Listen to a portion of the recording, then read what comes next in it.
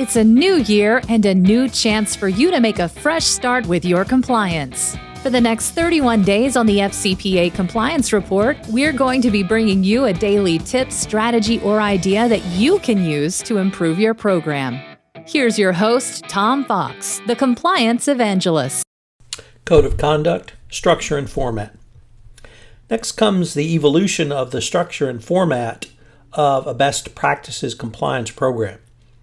Initially, my experience is that they were written by lawyers, largely for lawyers. This included thou shalt and thou shalt nots, liberally sprinkled throughout a lengthy written document. This was what is now referred to as Code of Conduct 1.0. The compliance community then evolved to Code of Conduct 2.0, where the writing was less turgid, moved to a more employee-friendly language.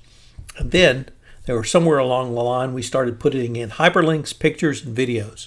Fortunately, we have evolved even further beyond that into Code of Conduct 3.0 now. There are two factors which a company should consider on the structure of its Code of Conduct. The first is to consider how your organization generally communicates, overlaid with the most effective way to communicate with the various stakeholders who will need to read and utilize your Code of Conduct. These stakeholders can include such diverse groups as employees, shareholders, and third parties on both the sales and supply side of your business. This may require multiple approaches. The second point involves considering the thinly veiled land of the future of compliance by considering how your Code of Conduct will be viewed and used going forward. A simple example is the switch to mobile devices as the mainstay of many corporate communications. Think about how laptops are viewed as the primary vehicle through which most employees and shareholders interacted with training and resources for many organizations. Now many companies are going forward to mobile devices. Will the format of your Code of Conduct work on those various platforms and perhaps others you have not yet considered? With the current Adobe platform, for instance, you can have a PDF document because it is the easiest thing to provide to people who are looking at it on a phone or on a PC or tablet and want to print it out and hold the pieces of paper, as it is the most compatible format out there. Also, you can embed some interactivity into a PDF format. Such technology allows you to add functionality as it becomes available to you. If your organization is one where communication is more free-flowing and there is more freewheeling internal communications, that should be reflected in your Code of Conduct form. This means if your organization is a startup in Silicon Valley or a well-known fun-loving organization such as Southwest Airlines, there may well be more playful attitudes and a more playful way for you to communicate compliance topics. Conversely, if you work for a hierarchical energy services company which communicates in a top-down strategy only, such playfulness is not appropriate. What you should strive for, therefore, is a consistent communication strategy. If your employees or other stakeholders are accustomed to receiving communications in a certain style, it would be appropriate to maintain that style. The key is to consider just how the internal communication at your company occurs, but also consider how HR, operations, marketing, and other corporate disciplines communicate throughout your organization. You should strive for a consistent communication strategy. Think about the evolution of the Code of Conduct from the type of document that was akin to an annual report to one that now addresses corporate culture. A code must speak to the typical important concepts, such as values that define the ethical culture or should define the ethical culture of a company. Some codes have been as long as 12 to 14,000 words, but others can be quite short, only 4,000 to 5,000 words. It all means that there is no set length, and the style of writing can certainly vary. But it must ring true with your employees, stakeholders, and shareholders. Finally, be sure to make your code readable. This is beyond simply eliminating legalese, although as a lawyer, I'm certainly fond of legalese. It is writing English at a grade level that is sufficient for your employee population. It may well be that an 8th grade language level is appropriate for your workforce. However, if you have a population consisting primarily of professionals, translating it into the appropriate languages, it may be appropriate to aim for a higher level of language.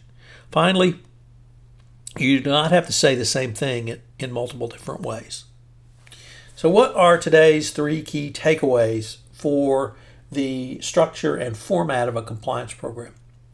Well, I've been in the compliance business since about 2007, and it started literally with a code of conduct written by lawyers and for lawyers at that time. Fortunately, now we've evolved far beyond that, and it's a fully interactive code of conduct for all employees.